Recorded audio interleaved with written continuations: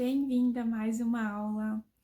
E hoje eu resolvi fazer essa aula, inclusive estou gravando no momento em que me veio isso à mente para falar para vocês. Eu fiz aula de carteira e essas aulas de carteira eu estava conversando com o instrutor, explicando algumas questões para ele sobre espiritualidade e me veio essa vontade de fazer esse vídeo e explicar para vocês algumas coisas, né? Então vamos lá. Eu quero falar sobre depois daqui. O que será que acontece? Como é que funciona essa questão da espiritualidade, né?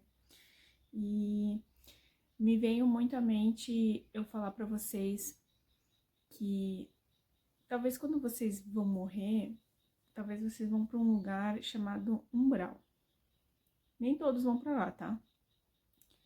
Muitas das pessoas que morrem, elas pensam que nunca fizeram mal para ninguém, ou pensam que não se mataram. Quando a gente não cuida do nosso próprio corpo, quando a gente não se exercita, se alimenta bem, a gente está cometendo um suicídio.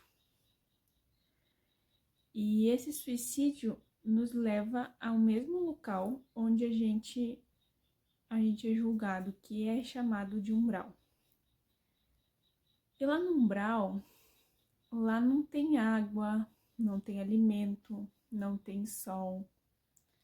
Lá tem muito sofrimento, tem seres que te maltratam, podem até te estuprar, podem te julgar.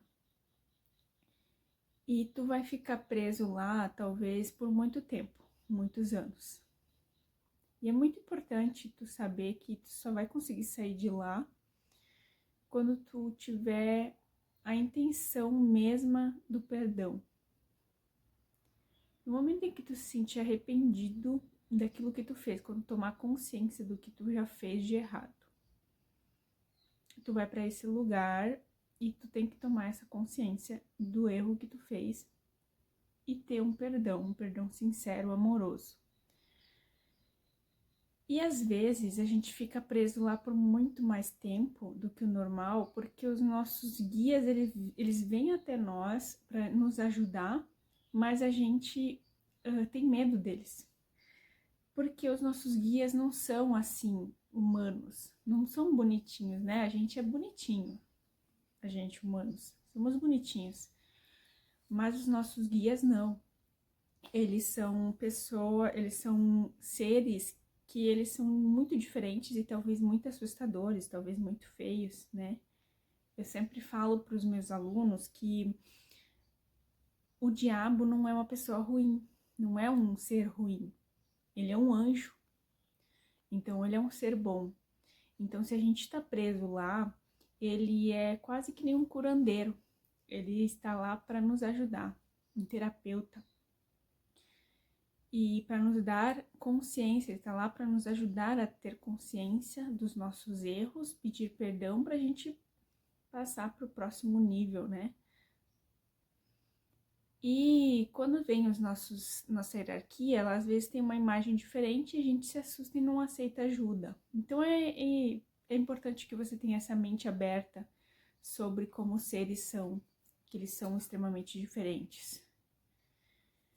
E quando a gente vai para outro lugar, daí a gente, né, tem essa informação deles. E também vocês me questionaram algo muito importante sobre questões de batismo e tudo mais, se eu achava ruim, se eu achava bom. O batismo, ele é tipo uma bruxaria católica, ou evangélica, enfim, eu sei que religião, né? Tem várias religiões que tem batismo, mas ele é uma bruxaria, porque é feito um ritual naquele momento do nascimento da criança.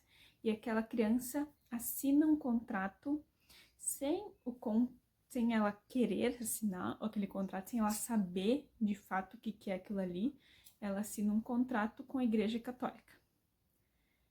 E o que realmente acontece na hora do batismo?